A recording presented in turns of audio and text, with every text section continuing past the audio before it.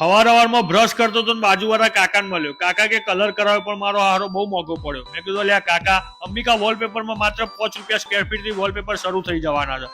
કાકાને તો મોઢાના વાળ ઊંચા થઈ ગયા. અને ભાઈ અહીંયા ડિઝાઇનોની વાત કરીએ તો એકથી એક ડિઝાઇનો મળી રહેવાની છે. અને ભાઈ કસ્ટમર ના મળે ને તો ગાડી 1976 થી અંબિકા વોલપેપરમાંથી વોલપેપર લેતા હતા.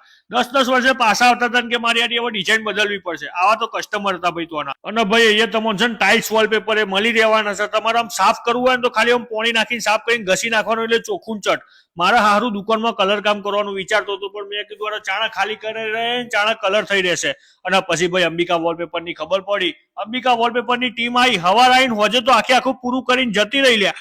500 ફૂટની દુકાન ખાલી 2500 રૂપિયામાં રેડી. હું વાત ચલ્યા.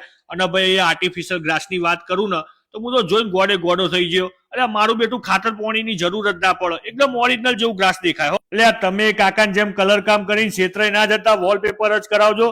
અને ભાઈ અહીંયા છે ને તમને હોમ ડેકોરની બધી જ વસ્તુ મળી જવાની છે. એટલે તમારે બીજા ચોર જવાનું થતું જ નહીં. અને એ ભાઈ રીઝનેબલ એકદમ સસ્તા ભાવમાં મળવાની છે.